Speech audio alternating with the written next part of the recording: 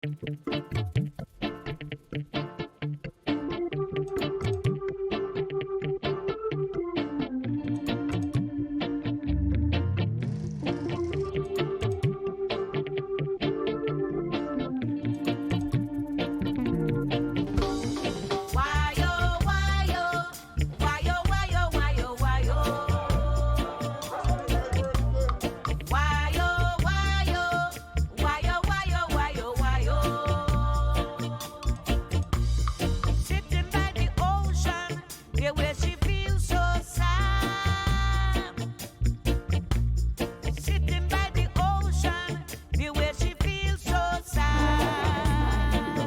do you like about the bingo?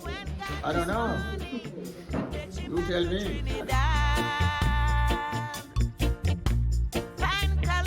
It was very difficult when we come here. Things wasn't all that great. But we get used to everything. I came into a job. I came on a weekend and I started a job on the Monday. Take some time before you could settle down. When you have your sister and brother, you like to go back home with them, but that's how it is. Black History Month should be the beginning of Black History Year. It's there to inspire everyone to appreciate Black history and all the different subjects around it, all the different themes around it. I'm May, M-A-Y. I'm from the West Indies, St. Vincent. Uella from St. John's, Antigua. I came 62. I was 19 years of age. And I was 80 when I come up here, 1955.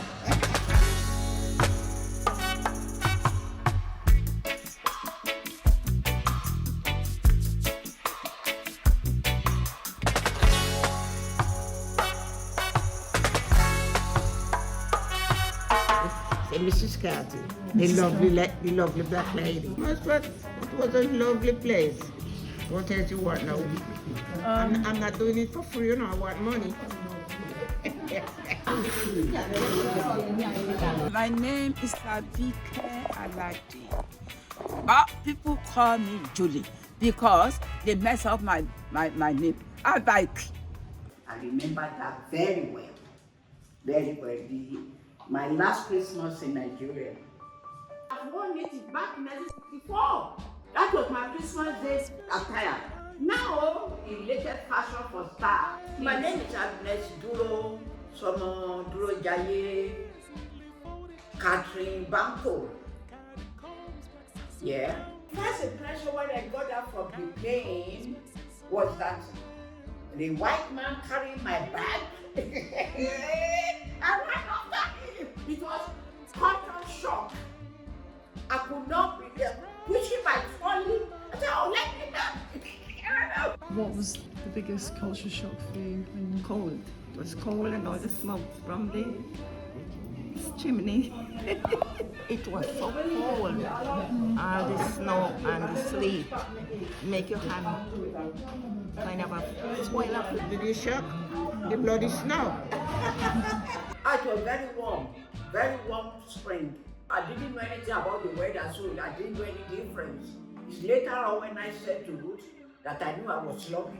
It wasn't raining. I was to come out of the bus and guard the driver. It was that foggy.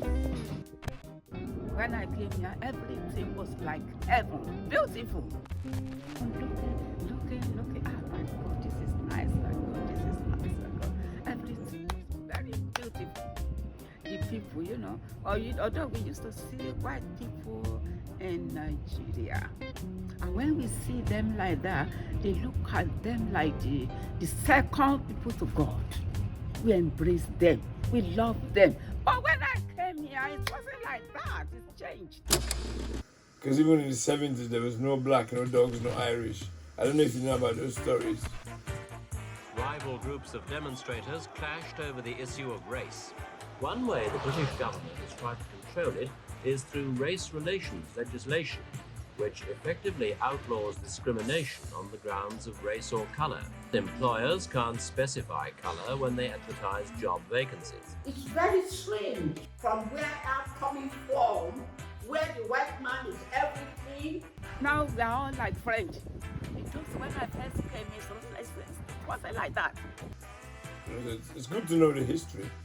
Some people are not interested. I live in London, Liverpool. Warrington was a bit strange. In what way?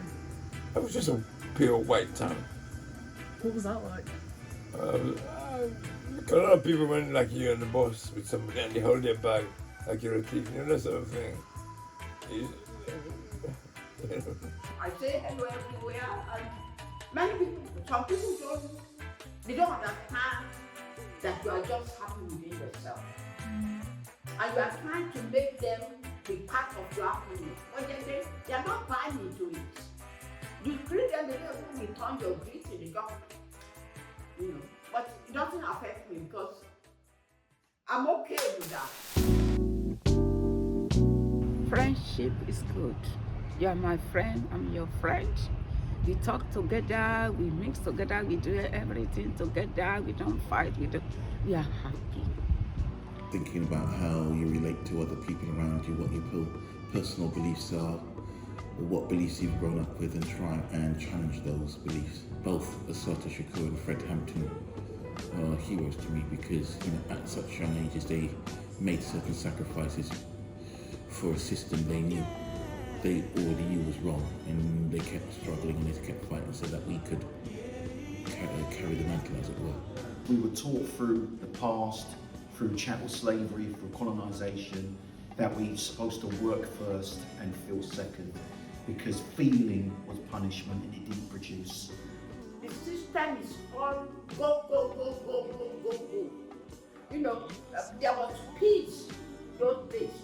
Get used to taking time out and expressing your emotional well-being and how it's affecting you. Find somewhere away from the helter-skelter environment of the world. I'm from Hackney, East London. My parents were from Jamaica, and I've got quite a complex background because I'm actually Afro-Indigenous, and the tribes are Cherokee, Choctaw, and Iroquois. This is the Ankh, and this is from the Kemetic people. Kemet, if translated, is land of the dark people or land of the black people. And the spiritual heritage they used was this Ankh. And it's a combination of masculine and feminine energies, which makes you a whole person. From Ikere, Akiti.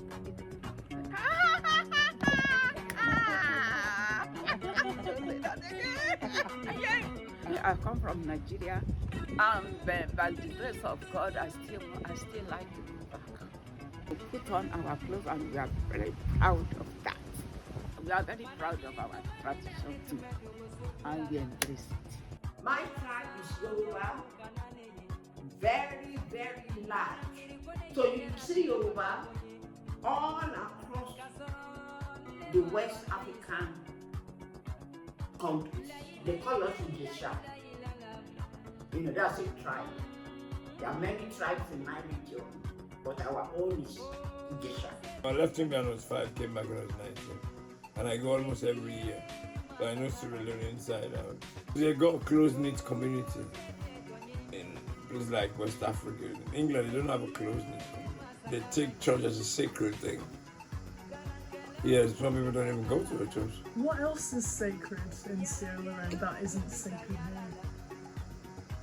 The respect for each other. They respect the family and stuff like that. Remember who you are, the daughter or the son of who you are. So don't spoil, don't bring mud into that family name. So if you do anything outside, your neighbors will say, we will tell your mom. Even though you belong to your parents as son or daughter, but the whole village brings you up. That's the culture. If you catch a thief, we used to beat a thief. Everybody, the whole neighborhood come and thief, thief, thief, and he's trying to run, and everybody just start running after him and just catch him and give him a good beating. That's not it. Yeah, it's a criminal offense. Did that happen quite a lot? Yeah, if you catch a thief, they just beat shit out of him. Could you tell me your kind of day-to-day life? Hey, we fight every day. Climb the mango tree and the coconut tree. Yeah, we go to swim every day. We used to live near the sea, so. Normally I go for a swim every morning. And I just walk it down. I wasn't far from the beach. We were up with our grandparents and they didn't like us to go down there at all. One day she come down by the seaside and she beat me from there until I reached home. Pick your school, pick your home as well. And that's what we call discipline. My tribe, the parents would rather not eat for the children to go to school. And that's why all over the world you see the Yorubas, highly educated. But African fathers have many wives. My father has about 6 or 7 wives. So what if you had 6 husbands to help you look after the children? No, I still don't get it. Some people have 14 wives, some have 20 wives, with 100 children. So how come if you wanted to, you couldn't have 15 husbands? No, you can't, no. It's not a, no. How come? No, it's not. It's the men. What you call a man's world. The whole world is a man's world.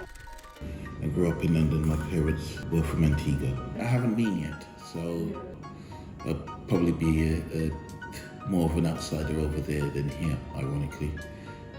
You know, my time in England. I came here when I was 18 years, 19. I love this country. I had all my children here, 4 of them. I was in the ministry for 5 years. Then I went back home. But because I wasn't born here, even though I was here for 1 million years, to get my citizen back took me 10 years. Especially recently with all the fascists and the far right protests. I'm just seeing hundreds of England flags everywhere I go. What would you say to those people? Yeah, well, they just try to educate themselves more. You know what I mean? At the end of the day, you have to change. In England, you have to be like English. How come? How come? But that's their culture, it's their country. No, I'm saying why do you need to act like you? To fit in, as I say with the Joneses, you have to. Be as happy as you possibly can with the life you've got, because we only get one. I believe in people having the autonomy to decide their own futures. That is, God see the purity in your heart. Okay? It shines through. That's purity in your heart. I've just realised you've got an England hat on. I know. But like, Hustle's interesting though, is that you can still be proud of a country that might not necessarily be accepting. Yeah. Do you want to say the final message? Yeah, we just all have to work together. Like it or not, we're here and we're here to stay. So we just have to try and understand each other. When you are good inside, well, that's my boyfriend.